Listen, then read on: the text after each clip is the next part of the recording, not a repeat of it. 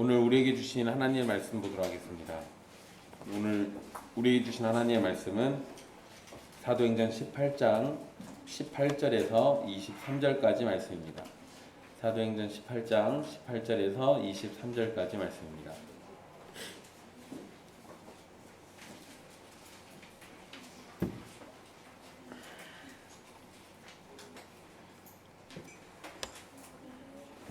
귀하신 하나님의 말씀 받들어서 읽도록 하겠습니다. 바울은 더 여러 날 머물다가 형제들과 작별하고 배 타고 수리아로 떠나갈새 브리스길라와 아굴라도 함께하더라. 바울이 일찍이 서원이 있었으므로 갱그레아에서 머리를 깎았더라. 에베소에 와서 그들을 거기 머물게 하고 자기는 회당에 들어가서 유대인들과 변론하니 여러 사람이 더 오래 있기를 청하되 허락하지 아니하고 작별하여 이르되 만일 하나님의 뜻이면 너희에게 돌아오리라 하고 배를 타고 에베소를 떠나 가이사랴에 상륙하여 올라가 교회의 안부를 물은 후에 안디옥으로 내려가서 얼마 있다가 떠나 갈라디아와 부르기아 땅을 차례로 다니며 모든 제자를 굳건하게 하니라. 아멘. 이 말씀은 살아계신 하나님의 말씀입니다.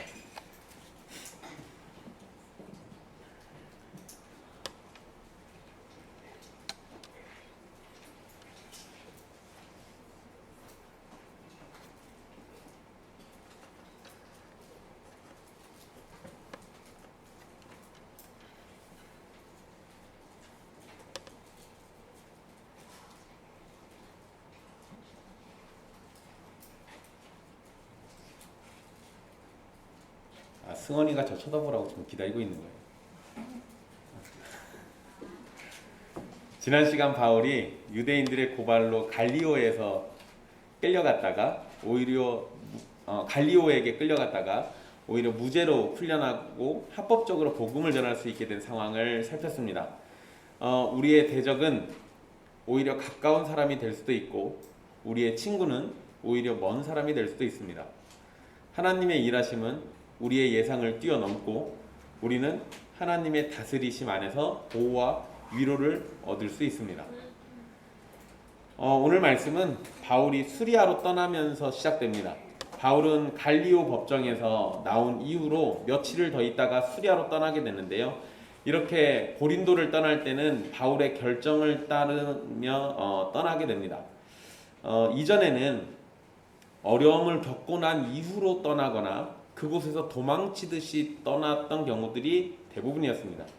그런데 고린도에서는 형제들이 교회를 이루고 살아가는데 어려움이 없을 것으로 판단했기 때문에 그곳을 떠나서 다른 곳으로 갔습니다. 그런데 안타깝게도 고린도 교회는 2, 3년 정도가 지나고 난 후에 심각한 문제가 굉장히 많이 발생합니다. 어쩌면 바울이 너무도 일찍 떠나버린 걸지도 모릅니다. 그래서 그때 발생한 문제들이 나중에 고린도 전서에 기록되어 있는 문제들이에요. 근데 고린도 전서를 보면 이게 교회가 맞나 싶을 정도로 진짜 심각한 문제들이 굉장히 많습니다. 그러니까 그런 걸 놓고 보면 고린도 교회는 충분히 바울에게 교육을 받지 못했거나 또는 교육받은 내용이 충분히 그들의 삶 속에 녹아들지 못했던 문제가 분명히 있었던 겁니다. 그런데 바울은 고린도전서 1장 8절에서 9절을 보면 거기서 말하는 것처럼요, 주님께서 고린도 교회를 돌보시고 지키시며 이끌어 주실 거라고 확신을 합니다. 그러니까 상황으로만 놓고 보면 바울이 고린도 교회를 너무 빨리 떠난 건데 그래서 고린도 교회가 곧장 문제가 생겼는데 그럼에도 바울은 하나님이 지켜주실 거라는 고백을 고린도전서에 쓰고 있습니다. 우리는 내가 아니면 안 된다라는 생각 또는 이렇게 하지 않으면 안 된다라는 생각에 어떤 것을 집착할 때가 있습니다. 그것이 맞는 생각일 수도 있고 그렇지 않을 때도 있습니다. 중요한 건 우리의 집착과 열심보다 하나님께서 함께 하시면서 은혜를 베푸신다는 것을 신뢰하는 겁니다. 그러니까 여러분들이 집착하는 게 무조건 틀렸다라는 게 아니에요. 내가 그렇게 어떤 일에 집착을 하더라도 사실 내 능력을 의지하는 게 아니라 하나님께서 함께 하신다는 걸 의지하라는 겁니다. 또는 내가 어떤 일을 떠나야만 할 때도 마찬가지예요. 미련이 남거나 염려가 남거나 근심이 남거나 이럴 수 있는데 주께서 함께 하신다라는 믿음 안에서 그런 것들을 떨쳐내시는 것도 아름다운 믿음의 모습입니다. 성도는 바로 그러한 점에서 이 세상과 구별됩니다. 자신의 염려보다 주님의 돌보심을 의지하는 거거든요. 자신의 걱정보다 주님의 신실하심을 의지하기 때문에 주님께 모든 것을 맡기면서 자신의 자리에서 최선을 다하며 살아갑니다. 이게 성도예요. 성도가 하나님을 의지하지 못하면 성도가 아니죠. 성도는 어떠한 순간에도 하나님을 의지하고 바라는 것이 기본적으로 있는 겁니다. 왜냐하면 우리의 믿음이 바로 그러한 모습을 가지고 있거든요. 믿음이라는 거는 그냥 어떤 사실을 믿는다라는 걸로 끝나는 게 아니라 그 사실을 믿어서 내가 전적으로 의지한다라는 겁니다. 그러니까 나의 생명 되시는 주님을 내가 의지하고 나의 구원자 되시는 주님을 의지한다면 그러면 내 삶에 일어나는 모든 일들도 나의 생명 되시고 구원자 되시는 그분께서 돌봐주실 거니까 그것을 의지하고 성실히 살아가면 되는 겁니다. 바울은 수리아로 이제 떠나게 되는데요. 이때 브리스길라와 아굴라가 함께 떠나게 됩니다. 이 두 사람은 이후에 에베소에서 이제 중요한 역할을 하게 되는데요. 바울은 갱그레아라는 지역에서 머리를 깎게 되는데 이것이 서원 때문이라고 말합니다. 누가는 이 서원이 무엇인지에 대해서는 정확하게 기록해 놓진 않았습니다. 그런데 아마도 머리를 깎았다라는 표현을 보면 이 서원이 나실인 서원이었을 가능성이 높습니다. 서원은 하나님께 무엇인가를 약속하면서 하나님의 도우심을 구하는 건데요. 그냥 말로만 서원해도 됩니다. 말로 서원하고 나중에 어떻게 하겠습니다 라고 이렇게 하는 거예요. 그러니까 여러분들 그런 거 있잖아요. 하나님 이거 해주시면 나중에 양 1000마리 바치겠습니다. 이런 것도 서원이 될 수 있어요. 하나님이 저를 하나님의 종으로 삼아주시면 제가 아골골짝 빈들에도 가서 복음 전하겠습니다. 그럼 이것도 서원이 되는 거예요. 이런 식의 서원도 될 수 있는데 여기에 굳이 머리를 깎았다는 표현을 쓴 걸 보면 이거는 다른 서원이 아니라 나실인 서원이었을 가능성이 굉장히 높습니다. 이 서원의 기간에는 머리를 깎으면 안 됩니다. 나실인 서원을 얘기하는 거예요. 그래서 머리를 깎으면 안 되고 술을 마시거나 몸을 더럽혀서도 안 됩니다. 그러니까 바울이 머리를 깎았다라는 기록은 나실인 서원이 시작되기 전에 마지막으로 머리를 깎았거나 또는 나실인 서원이 끝나가지고 긴 머리를 잘랐거나 둘 중에 하나입니다. 그러니까 서원이 시작되는 건지 아니면 서원이 끝난 건지는 그것도 사실 우리는 잘 모르겠어요. 성경의 표현으로는 이게 명확하지가 않습니다. 그런데 어쨌든 나실인 서원과 연관되어 있다는 것은 분명해요. 머리를 자른 걸 보면. 그런데 우리가 여기에서 저는 이 누가가 이 부분을 더 상세히 기록 안 해준 게 오히려 고마웠다라고 생각이 듭니다. 왜냐하면 만약에 어떤 서원이었다 그리고 더 상세하게 기록을 해놓으면 그것이 또 우리에게는 모범이 될 수 있어요. 그럼 어떤 누군가는 또 그것 자체를 또 모범으로 여기고 우리 모두 다 그렇게 해야 하는 걸로 여길 수 있습니다. 그러니까 성경은 우리가 너무 집착할까봐 염려되는 부분들에 대해서는 그냥 간략하게 얘기하고 넘어가 버려요. 오해하지 말라는 거죠. 그러니까 여러분들도 굳이 다 서원을 하시거나 나실인 서원을 하거나 이럴 필요는 없다라는 겁니다. 대신에 누가가 그러면은 굳이 서원을 얘기를 안 써놔도 되는데 써놨잖아요. 근데 이 부분은 오히려 또 우리에게 도움이 됩니다. 그게 뭔 소리냐면 바울이 서원이라는 것을 지키고 있다라는 걸 생각해 보세요. 이게 우리에게 주는 의미가 있어요. 유대인들은 바울이 율법을 거스른다라고 말하지만 정작 바울은 율법에 있는 서원을 지키고 있습니다. 바울의 논리는 분명해요. 율법을 지켜서 구원받는 건 분명히 아닌데 성도의 삶에서 율법은 삶의 등불 역할이라는 것을 계속 하고 있고 오늘날 어떻게 살아야 하는지에 대한 방향을 우리에게 계속 가르쳐주고 있다는 겁니다. 그러니까 율법을 지켜서 구원받는다라는 것은 철저하게 배격하지만 율법을 통해 가지고 하나님 앞에 온전하게 사는 거에 대해서는 사도 바울이 굉장히 열심히 했다라는 거예요. 유대인들은 바울이 율법을 거스른다라고 했습니다. 이걸로 계속 이야기하고 고소하고 그랬어요. 그렇지만 실제 바울은 율법에 충실한 모습을 보여줍니다. 단지 바울은 율법을 지켜서 구원을 얻겠다고 하는 것이 아니라 이 구원을 받은 백성으로서 살아가는 방법으로 율법을 따라 살고 있는 겁니다. 그러니까 이런 걸 생각해 보면 우리도 역시 율법을 따라서 사는 것이 여전히 유효하다라는 것을 배울 수 있게 되는 겁니다. 물론 제사법 같은 거, 죄와 관련된 것들은 우리하고는 해당 사항이 없어요. 죄와 관련된 거는 다 주님이 해결하셨기 때문에 그 부분은 우리가 그걸 지켜가지고 우리의 죄 문제를 해결한다고 접근하지는 않습니다. 그래서 제사법 관련된 거는 우리에게 다 폐해졌다라고 얘기하는 겁니다. 그렇지만 도덕법이나 또는 이 질서와 관련되어 있는 법들 또는 정결법과 관련되어 있는 것들 중에서 일부분은 여전히 우리에게 유효한 겁니다. 이 부분에 대해서 더 자세하게 설명을 하지 않기 때문에 우리가 뭐라고 말할 수는 없지만 바울이 서원을 했고 하나님께서는 어떤 모양이든 바울에게 은혜를 베푸셨을 겁니다. 우리가 생각할 것은 모든 것이 은혜이기 때문에 하나님이 알아서 해주실 것이라고 생각하기가 쉬워요. 은혜는 어차피 그냥 거저 주시는 거니까. 근데 실제로 성도들 중에 이런 사람들 많습니다. 하나님이 은혜로우신 분이니까 알아서 다 해주실 거야 라고 생각하는 사람들. 그런데 그런 거는 게으르고 불성실한 모습입니다. 그리고 사도 바울에게는 그런 모습이 없어요. 그냥 방종하듯이 내버려 두지 않는다는 거예요. 바울은 하나님께서 은혜 베푸실 걸로 알고 있으면서도 더욱 의지했습니다.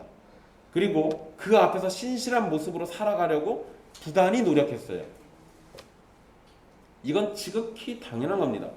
그렇다고 해서 자신의 노력을 자랑하거나 그것을 의의 근거로 삼지도 않았습니다.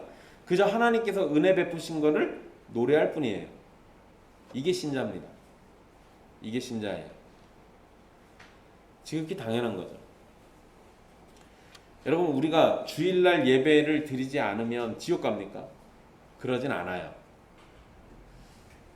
그러면 어차피 지옥 가는 건 아니고 예수님 믿으면 구원받으니까 주일날 예배 빠져도 되겠네요. 여러분, 초대교회로부터 지금까지 목사들 중에서 정상적인 목사들 중에서 그래도 된다고 설교한 사람 한 명도 없습니다. 성경에 있는 사도들 중에서 그런 식으로 방종하라고 가르치는 사람도 한 명도 없습니다. 여전히 사도들은 성실할 걸 요구하고 하나님의 말씀에 충성스러울 걸 요구합니다. 그걸 지켜가지고 구원받는 건 분명히 아닌데 단순히 이건 지킴의 문제가 아니고 하나님을 향한 사랑의 문제로 접근합니다. 하나님께 사랑이 있다면 하나님께 받은 사랑이 있고 그래서 너희들이 하나님을 사랑한다면 이렇게 해야 하는 게 맞다라는 거예요. 사도들의 논리는 분명합니다. 그걸 나중에 집약해가지고 기록해 놓은 게 요한서신이에요. 주님이 먼저 너희를 사랑했어. 그러니까 너희도 사랑해야 돼. 이런 얘기 자꾸 하잖아요.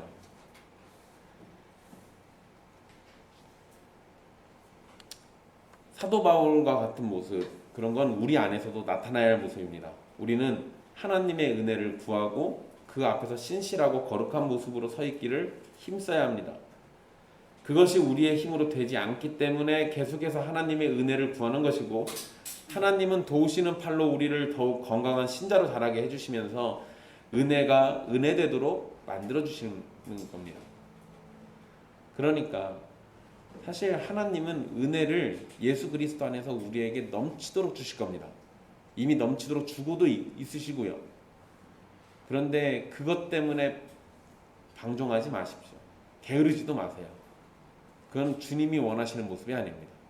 주님이 은혜 주시는 건 그걸로 더 성실하라고 은혜 주시는 겁니다. 그러니까 주님의 은혜가 우리에게 게으르도 되는 이유가 되어서는 안 되는 겁니다.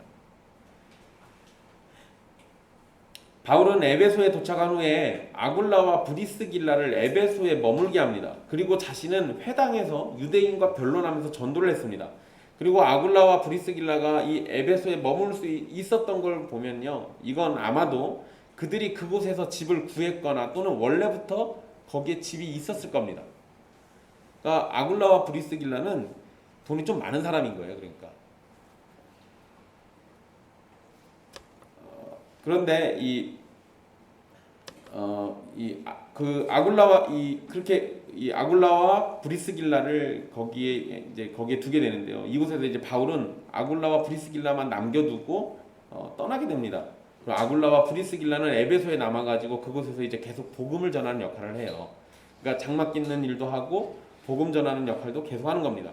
그리고 나중에 그곳에서 이제 아볼로라는 사람, 알렉산드리아 출신의 유대인인 아볼로라는 사람을 만나가지고 하나님의 말씀을 가르치는 역할을 합니다. 그게 아굴라와 브리스길라가 하는 굉장히 중요한 역할이었어요. 그런데 여러분, 아굴라와 브리스길라는 전문 사역자가 아니라 이 사람들은 그냥 일반 성도예요. 일반 성도로서 그 선교사이자 사도인 바울을 협조해주고 도와주던 사람입니다. 그러니까 어떻게 보면 그냥 교회의 목회자는 아니지만 교회의 중요한 지도자 정도가 되는 사람들이에요. 어쨌든 이 사람들에 대한 얘기는 우리가 다음 시간에 또 중요하게 살펴보게 될 겁니다.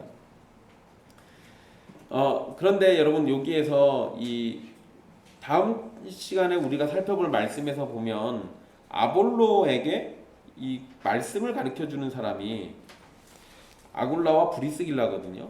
이런 걸 놓고 보면 바울에게 아굴라와 브리스길라는 굉장히 편하고 유익한 동료였을 겁니다.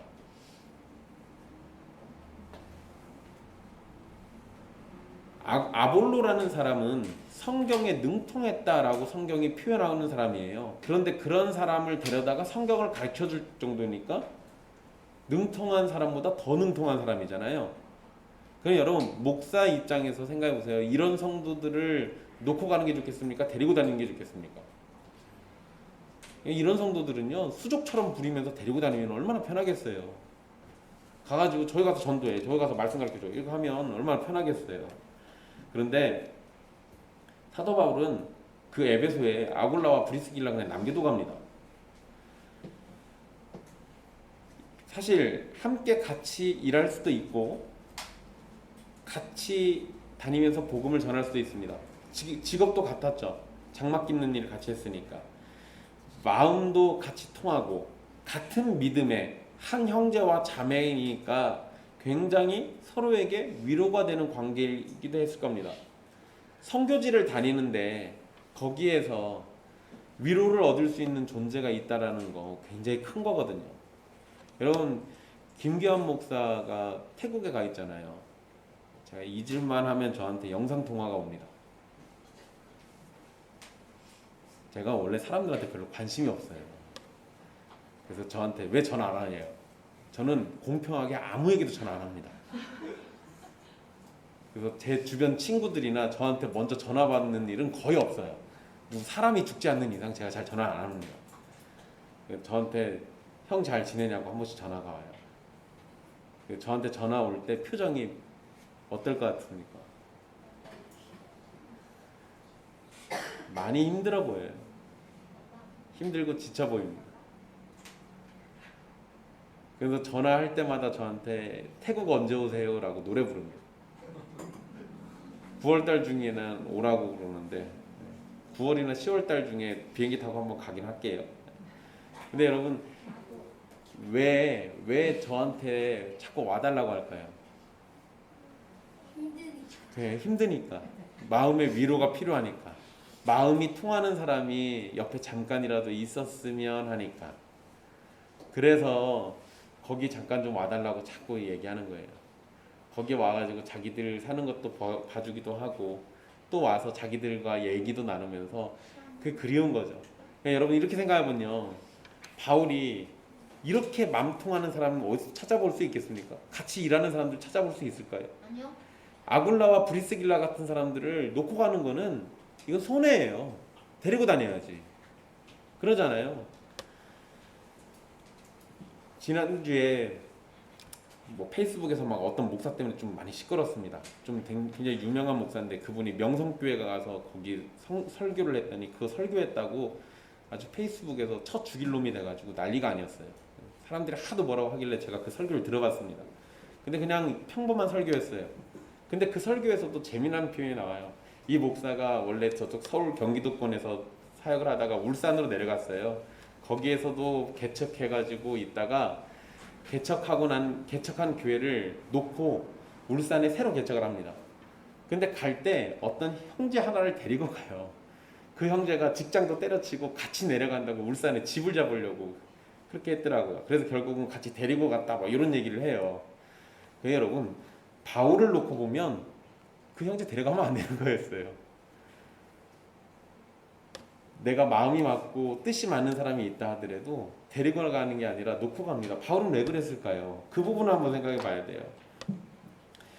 분명 아굴라와 브리스길라 같은 사람들 다시 만나기가 어려울 겁니다. 마음이 맞는 사람을 만나는 거 굉장히 귀하고 어려운 일이죠. 그런 건 우리 모두 다 쉽게 압니다. 경험적으로도 알아요.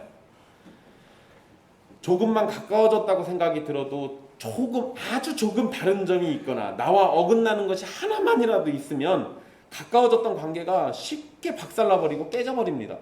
그런 일들이 참 많죠. 또 우리나라는 무슨 정치 이야기만 나오면 굉장히 가까운 사람도 갑자기 원수가 되는 수가 있어요.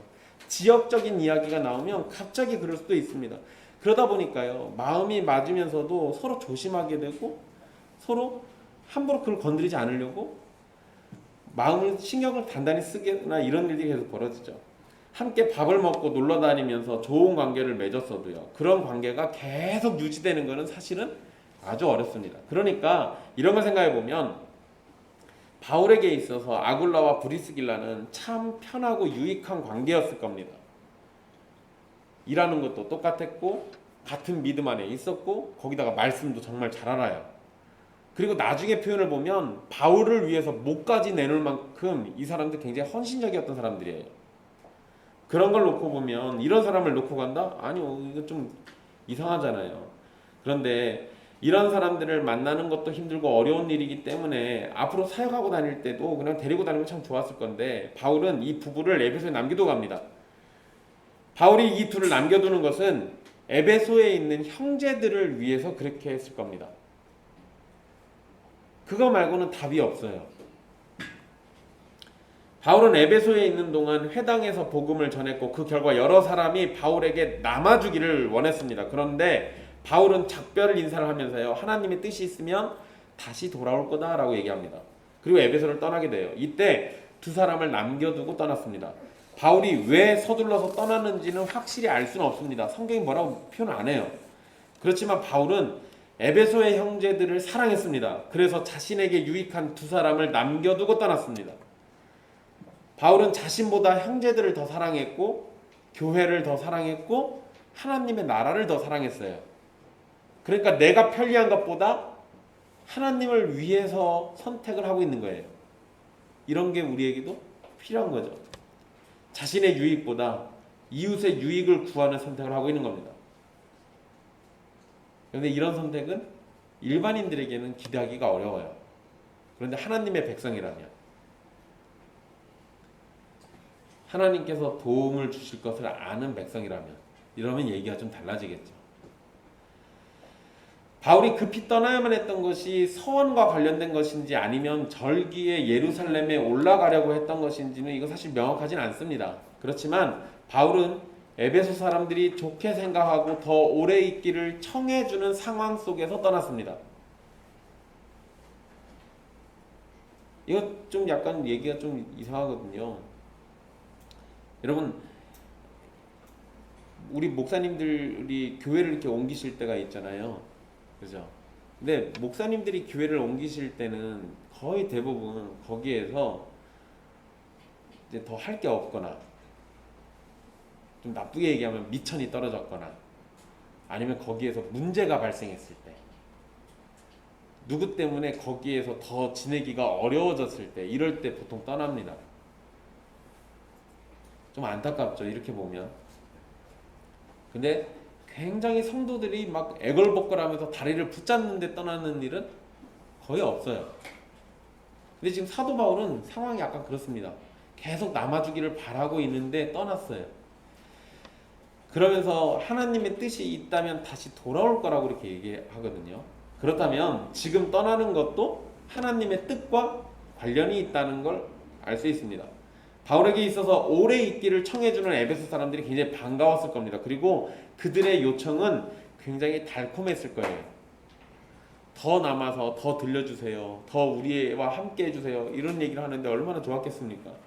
그렇지만 굉장히 더 중요하게 우리가 여겨야 하는 건 하나님의 뜻이에요. 하나님의 뜻. 우리에게 좋다고 느끼거나 우리가 원하는 일을 하는 것이 성도의 자세는 아닙니다.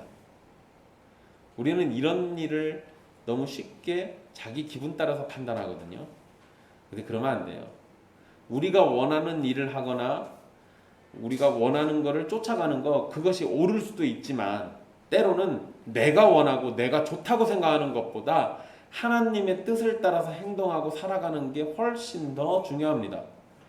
물론 대부분은 어떤 것이 하나님의 뜻인지를 모르고 그냥 결정하고 살아가요. 그게 우리거든요. 우리의 한계기도 하고. 그런데 여러분, 어떤 중요한 일을 결정할 때 한 번쯤은 고민이라는 거를 해봐야 하잖아요. 이거 당연한 거 아닙니까? 이것이 과연 하나님의 뜻에 맞는지 그렇지 않은지를 살펴보라는 겁니다. 모든 순간을 기도로 살아가면 제일 좋겠지만 적어도 어떤 일을 앞두고 있거나 결정해야 할 때 하나님께 조용히 기도로 하나님의 뜻을 물어보십시오. 하나님의 뜻을 물어본다는 건 하나님의 음성을 듣거나 무슨 계시나 환상이 나타나서 말해주는 것을 말하는 것이 아닙니다. 이런 식으로 착각하면 안 돼요. 하나님의 뜻을 묻는다는 것은 자신이 하나님의 것을 주님 앞에 기도하면서 하나님의 말씀에 어긋남이 없는지 살펴보고 기도하면서 자신의 속마음을 드러내 보이라는 겁니다. 우리 자꾸 착각하는 게 기도하면 하나님이 알려주실 거라고 착각하거든요. 그래서 여러분, 사람들이 무슨 짓 합니까? 환상을 보거나 아니면 예언을 듣거나 이런 걸 바라거나요. 아니면요, 기도하다가 갑자기 문득 생각나면 그게 하나님 뜻이라고 막 우겨요. 안 그래요. 거의 대부분 다 틀립니다. 그렇게 하지 마십시오. 진짜 기도는 뭐 하는 거냐면요, 주님 앞에 내 속마음을 털어놓고요. 그리고 난 다음에 그것이 하나님의 뜻에 맞는지를 생각해 보는 거예요. 내 진심이 나오고 난 다음에 그것이 하나님의 뜻에 맞는지 아닌지를 보는 거예요. 아니면 포기하는 걸 배우는 게 기도입니다. 기도는 하나님의 보좌를 움직여가지고 내 뜻대로 되게 하는 게 아니라 하나님의 보좌 앞에 내가 엎드려서 내 뜻이 그 앞에 굴복되게 하는 게 기도예요. 근데 우린 그걸 거꾸로 하거든요. 그러면 안 돼요. 우리의 중심에 하나님을 향한 사랑과 순종의 자세를 가지고 어떤 일을 해내거나 결정하는 것이라면 하나님의 뜻을 크게 벗어나지 않을 겁니다. 그러나 자신이 입술로는 얼마든지 하나님의 영광을 말하면서 하나님의 뜻과 상관없이 자신의 욕심과 육신의 소망을 따라서 어떤 일을 하거나 결정하는 경우들이 상당히 많습니다. 바울이 만약에 육신의 소망을 따라서 결정했다면 자신을 환영해주는 에베소에 남았을 겁니다. 떠나더라도 아굴라와 브리스길라 데리고 왔을 거예요. 그러나 바울은 그것보다 하나님의 영광과 뜻에 더 부합한 결정을 내리고 자신이 불편하더라도 자신에게 좋은 선택이 아니더라도 하나님이 기뻐하실 선택을 내리고 있는 겁니다. 우리도 마찬가지예요. 하나님께서 환상이나 계시로 알려주시면 그냥 그거 따라가면 됩니다. 그렇지만 대부분은 그렇지 않잖아요. 우리 삶에서 그런 일을 단 한 번도 경험하지 못하는 것이 거의 대부분이 다 그렇습니다. 그렇기 때문에 우리는 기도로 자신의 무능함과 무익함을 하나님께 말하고 혹여 자신의 헛된 소망을 따라서 살아가고 있는지를 되돌아가면서 하나님께서 은혜 베푸셔서 온전한 길로 인도해 주시기를 바라야 돼요. 그것이 우리에게 필요한 겁니다. 22절에 바울은 가이사랴에 도착을 했고요. 어딘가로 올라갔다가 안디옥으로 내려갔다라고 기록하고 있습니다. 근데 여러분, 여기에서 어디로 올라가는지 또 안 써놨네요. 그 어딘가로 올라갔대요. 그런데 여러분, 보통 유대인들이 예루살렘에 올라갔다고 표현하고 예루살렘에서 떠나는 것을 내려온다고 말합니다. 그러니까 이걸 보면 22절에 가이사랴에 상륙해가지고 올라간 거는 어디로 간 거예요? 예루살렘에 올라간 겁니다. 그리고 거기 가서 교회 안부 물어보고요. 그리고 나서 수리아의 수도인 안디옥까지 가게 됩니다. 여러분 지도상으로 놓고 보면요. 수리아의 수도인 안디옥은 예루살렘보다 위쪽이 있어요. 그러니까 지도상으로만 놓고 보면 올라간다가 맞죠. 그런데 내려간다고 표현하잖아요. 이러면 이건 그냥 예루살렘이 맞아요. 그러니까 올라갔던 것도 예루살렘에 간 거고 내려서 안디옥으로 간 것도 이건 예루살렘에서 내려간 겁니다. 근데 여러분 여기 사도행전 18장 22절에 안디옥으로 내려갔다라는 이 기록으로 해서요. 바울의 2차 선교 여행이 마무리가 됩니다. 바울은 사도행전 15장에서요. 여러분들 기억나실 겁니다. 바나바와 다퉜던 사건이 있어요. 그리고 둘이 갈라서죠. 그렇게 해서 서로 헤어져서 선교를 했을 때 그때부터 안디옥에서부터 선교 여행을 시작했고요. 그게 2차 선교 여행입니다. 그리고 18장 22절의 말씀에서 다시 안디옥으로 되돌아와요. 그래서 선교 여행이 끝납니다. 이렇게가 바울의 2차 선교 여행이라고 해요. 바울이 안디옥으로 내려간 후에 얼마의 시간이 지나고 나서, 그래서 23절에 얼마 있다가 라고 표현하고 있죠. 그리고 난 다음에 다시 갈라디아와 부르기아 땅을 다니면서 모든 제자를 굳건하게 했습니다. 그리고 19장 1절을 보시면요. 거기에 바울이 이 에베소로 다시 돌아갑니다. 그러니까 하나님의 뜻이면 다시 돌아간다고 했는데 하나님의 뜻이 있었던 거예요. 그래서 다시 에베소까지 또 다시 가게 됩니다. 그런데 여러분 안디옥에서 에베소로 가는 보통의 방법은 원래 배를 타고 가는 겁니다. 그런데 바울은 힘든 방법인 걸어서 가는 여행을 선택합니다. 이것도 좀 특이해요. 왜 굳이 거길 걸어가요? 힘들게. 그냥 배 타고 가면 금방 갈 것을. 여러분 서울 갈 때 빨리 가는 방법 뭡니까? 그렇죠. KTX 타야죠. 근데 좀 비싸요. 그거 말고는 고속도로 타고 가면 됩니다. 근데 여러분 고속도로로 자가용을 타고 가든 버스를 타고 가든 아니면 기차를 타고 가든 이러면 빨리 갈 걸 굳이 국도를 다 골라가지고 국도로 가면 3시간도 안 걸릴 걸 한 6시간 걸려서 가야 돼요. 지금 사도 바울이 그런 짓 하고 있는 거예요. 왜 미련하게 저러고 있을까요? 근데 여러분 쉽게 갈 수 있는 걸 어렵게 그렇게 가는 이유는 이전에 사역했었던, 그러면서 사역하면서 세웠던 교회들을 방문하면서 가려는 게 목적이에요. 그냥 가는 게 아니고 에베소까지 다시 가긴 갈 건데 그 사이에 세웠던 교회들, 그 사이에 예수님 믿었던 성도들이 있는 지역을 다시 방문하려는 게 제 목적입니다. 그렇게 해서 사도 바울은 그 목적을 따라 가요. 여러분 우리가 예수 그리스도를 믿는다고 해서 모든 신앙의 행동이나 신자의 삶을 알려주는 율법을 무시해도 된다고 생각을 하는 경우들이 많이 있는데 그래서는 안 됩니다. 우리 오늘 말씀의 시작 부분에서 이 부분 언급이 됐죠. 서원과 관련해 가지고요. 우리는 흔히 오직 믿음이라는 말을 자주 듣습니다. 이 말은요 참으로 귀하고 복된 말입니다. 오직 믿음이라는 건 우리가 결단코 잊어버려서는 안 되는 말이에요. 그런데 동시에 이 말은 오해하거나 잘못 사용될 때 방종의 근거가 됩니다. 그래서 이단들이 우리를 공격할 때 오직 믿음이라는 걸 가지고 공격을 해요. 오직 믿음이 틀린 건 아닌데 그것만 얘기하면 문제가 발생한다는 거예요. 우리의 구원은 분명히 하나님의 은혜 가운데 예수 그리스도를 믿어서 얻는 겁니다. 그러나 예수님을 믿었다고 우리의 신앙과 삶이 완결되는 건 아닙니다. 우리는 여전히 이 땅에 살고 있고 하나님의 백성으로 천국의 부름을 받기 전까지 이 땅에서 주어진 삶을 살아가야 합니다. 성도의 모습을 충분히 드러내면서 충성스럽게 살아가야 돼요. 바울이 서원했던 것은 구원하고는 아무런 상관이 없는 겁니다. 그렇지만 바울의 서원은 신자의 삶과는 깊은 관련이 있습니다. 우리는 여전히 성도의 의무가 있고 하나님 앞에 신실한 성도로 거룩을 쫓아 살면서 경건을 힘써야 합니다. 그런데 우리가 자꾸만 이런 걸 놓친다고요. 정작 예수님 믿고 난 다음에 이전보다 더 성실히 살아야 하는데 예수님 믿고 난 다음에 믿음이라는 걸 팔아가지고 제 마음대로 하려고 해요. 이러면 안 된다고요. 이러면 안 된다고요. 모든 것이 은혜로 된 일임을 말하면서 하나님 앞에 감사하지 않는다면 그가 말하는 은혜는 거짓입니다. 진짜로 은혜라는 걸 아는 사람이라면 하나님께 감사하면서 하나님의 기쁨이 되는 것을 자신의 기쁨으로 여길 겁니다. 이게 정상이잖아요. 여러분, 사랑하면 어떻게 해요? 사랑하면 어떻게 합니까? 사랑하면 황 목사처럼 밤도 주문해가지고 아침부터 구워가지고 갖고 와요. 아, 밤을 못 본 사람들이 많구나.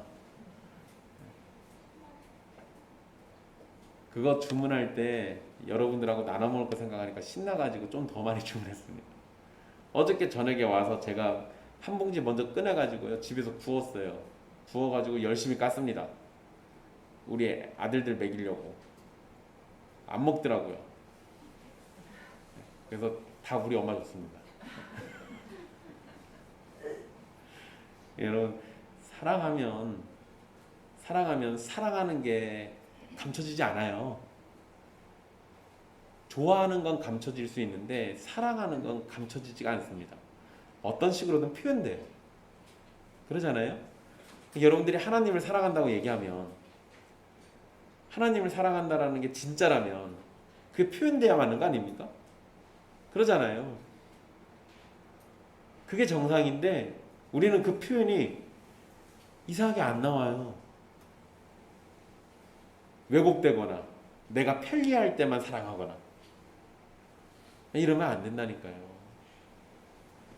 왜 자꾸 우리에게 그런 모습이 나타나냐면, 하나님은 사랑을 하는데 오직 믿음이 있으니까, 믿음으로 구원받았으니까 나머지는 그냥 좀 대충 술렁술렁 이렇게 해도 되는 것처럼 이해하고 있는 거예요.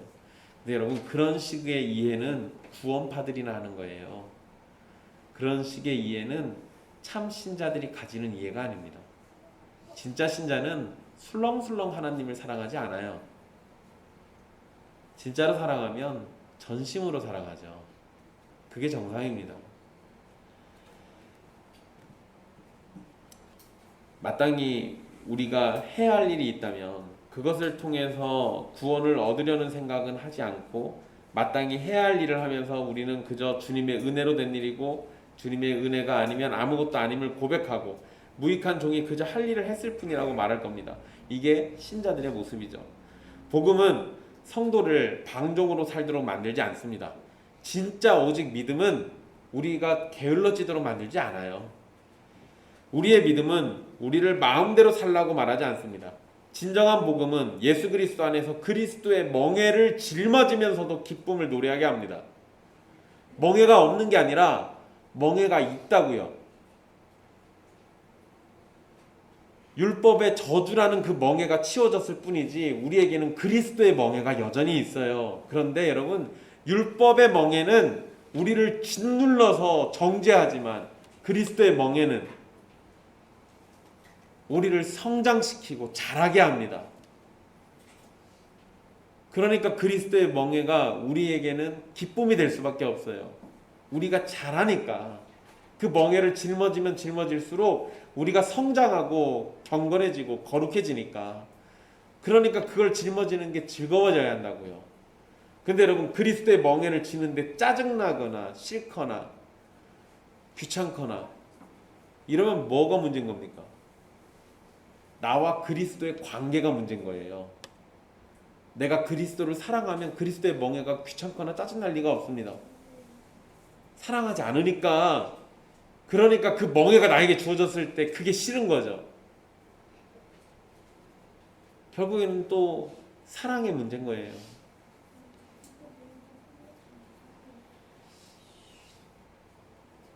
진정한 복음은 예수 그리스도의 율법을 기뻐하면서 성령님이 주신 생명을 누리면서 하나님의 기쁨이 되기를 소망하는 성도가 되게 합니다. 만약에 여러분이 마음대로 살면서 하나님의 은혜를 말하고 오직 믿음을 말하고 복음을 말한다면 여러분은 가장 더럽고 추한 입술과 행동으로 하나님을 모욕하는 겁니다. 내 마음대로 살면서 복음을 얘기해요? 차라리 내 마음대로 살면서 복음을 얘기하지 마세요. 그게 오히려 하나님을 덜 욕보이는 거니까. 돼지우리에서 건져내서 깨끗하게 씻기고 아름다운 옷도 입혀주고 기름진 음식 먹여놨더니 다시 돼지우리로 들어가서 똥을 몸에 바르고 옷을 더럽히는 거하고 똑같은 겁니다. 하나님께서 여러분을 죽음과 사망과 저주에서 건져주셨다면 다시는 그런 자리로 돌아가려고 하지 말아야 하잖아요. 그런 모습을 미워하고 거부해야 하는 게 마땅한 겁니다. 그런데 구원을 위해서 우리가 할 것이 없다는 것을 말하면서 마음대로 망가지는 모습으로 살아간다면 그런 사람은 처음부터 구원과 상관이 없었던 사람이라고 생각하는 것이 나을 겁니다. 더 분명히 말하면 복음을 모르고 은혜를 모르고 믿음이 무엇인지 모르고 하나님과 예수님과 성령님을 모르는 사람이라고 말하는 게 더 정확합니다. 때로는 성경의 진리를 알면서도 마음대로 사는 모습을 보일 수도 있습니다. 왜냐하면 우리는 연약한 사람이기 때문에 그래요. 그럴 때는 보통 우리의 잘못된 모습을 깨닫지 못합니다. 진짜 신자도 그럴 수 있다라는 걸 얘기하는 거예요. 그래서 교회의 성도들이 함께 교통이라는 걸 해야 합니다. 왜냐하면 우리가 진짜 믿음이 있어도 여전히 연약하기 때문에 우리에게는 모자란 부분들이 있을 수 있거든요. 그럴 때 성도들이 서로 교통하면서 교제하면서 서로의 모습을 살펴주고 부족하고 모자란 부분이 있으면 권면해주고 격려해주면서 서로 바른 모습이 되도록 해주는 겁니다. 그렇게 해서 함께 자라나는 거예요. 그게 교회예요. 그리고 시간이 지나면서 자신의 그런 모습이 있었다는 걸 발견할 때 회개하기를 주저하지 말아야 하는 겁니다. 회개는 늦어지면 늦어질수록 진정성도 사라지고 진정으로 마음을 쏟는 것도 없어지게 됩니다. 회개할 일이 있을 때는 늦추지 말라는 거예요. 자신의 부족함을 깨닫게 되었을 때는 속히 회개해야 합니다. 그리고 온전한 성도의 모습이 되기를 힘써야 합니다. 성도는 예수 그리스도 안에서 여전히 의무가 있고 해야 할 본분이 있는 겁니다. 우리의 의무는 우리를 더욱 거룩한 하나님의 백성이 되게 만들고 예수 그리스도 안에서 하나님의 기쁨이 될 수 있음을 알려주는 겁니다. 그리고 여러분 오늘 본문 중에 23절의 말씀처럼 바울은 이전에 방문했던 지역을 다시 방문해서 말씀을 전하고 그들의 믿음이 더 굳세지도록 했습니다. 바울이 다시 방문한다고 해서 뭔가 새롭거나 이전에 배우지 못한 내용을 새로 만들어서 배울 수 있는 것은 아니었을 겁니다. 바울도 한 번 가르쳤던 내용을 다시 가르치는 상황이었을 겁니다. 여러분 이건요 우리가 바울 서신을 보면 쉬워요. 바울 서신을 잘 보시면 바울 서신에 각 지역마다 특색이 있어가지고 약간씩 다르긴 합니다. 그런데 각 서신마다 복음의 진리는 다 동일해요. 말하려고 하는 것은 크게 다르지 않습니다. 복음의 진리가 너희에게 이렇게 있고 그러니까 너희는 이렇게 살아야 한다. 이 두 가지의 맥락 속에서 계속해서 서신서들이 작성됩니다. 똑같아요. 그러니까 사도 바울이 그 지역 상황에 맞춰가지고 약간 다르게 했을 뿐이지 본질은 똑같다라는 겁니다. 그러면 사도 바울이 이후에 계속 가서 가르치는 것도 결국 그 틀을 크게 벗어나지 않아요. 이게 우리에게 주는 게 있습니다. 우리는 가르침이라는 걸 한 번 배운 말씀을요 그것으로 치워버리고 만족하지 말아야 돼요. 또다시 반복하고 또다시 배우고 하는 거 중요한 일이라는 겁니다. 우리가 한 번 배웠다고 해서 그것이 완전히 내 안에 남아있는 거 아니잖아요. 여러분 우리 교회가 룻기를 설교했던 적이 있는데 그 설교 들어보신 분 계십니까? 요나서도 설교했었는데 들어보신 분 계십니까? 있긴 있는데 잘 모르실 거예요. 한지가 오래돼가지고. 근데 여러분 요나서를 다시 펼쳐서 보시면 그때 제가 뭐라고 가르쳐드렸는지 혹시 다들 기억나실까요? 적어놓으신 게 있으면 어렴풋이 기억날 겁니다. 그런데 완전히 기억이 안 나겠죠. 그럼 또다시 배우는 거예요. 그런 게 우리에게 필요하다는 겁니다. 여러분 우리가 한 번 배웠다고 해서 내 안에 완전히 남는 게 아니죠. 한 번 들었다고 해서 그것을 우리의 삶에서 완전히 드러내지도 못합니다. 목사는 같은 내용을 가르치는 것을 두려워할 필요가 없고요. 성도는 이미 들은 내용을 다시 들으면서 반복적으로 교육받는 걸 귀찮아하지 말아야 합니다. 근데 여러분 이걸 귀찮아하시는 분들이 있어요. 에이 그거 한번 들은 건데 뭐하러 또 합니까? 그럼 물어보면 잘 몰라요. 그러니까 또 해야죠. 모르니까. 그리고 사실 성경 앞에서 우리 겸손해야 합니다. 우리가 아무리 성경을 수없이 읽는다고 해도요, 우리는 성경 안에 기록된 하나님의 말씀을 온전히 다 이해할 수가 없어요. 이거 불가능한 겁니다. 여러분 제가 여러분들한테 설교한다고 성경을 열심히 주해를 해놓습니다. 그래서 요거 각 구절마다 무슨 의미가 있는지를 다 정리해놔요. 근데 여러분 제가 그거 정리해놨다고 해서 그 성경이 제가 그냥 완전히 통달해가지고 다 알고 있을까요? 아니요, 그럴 리가요. 한 주 설교하는 거 준비하려고 일주일을 거기다가 시간을 들이는데 그러고도 제가 놓친 내용들이 어마어마하게 많아요. 제가 일주일 들여서 그 한 구절 정리해봐야 성경이 담고 있는 내용의 100분의 1도 안 될 겁니다. 그러니까 우리는 성경 앞에서 겸손해야 돼요.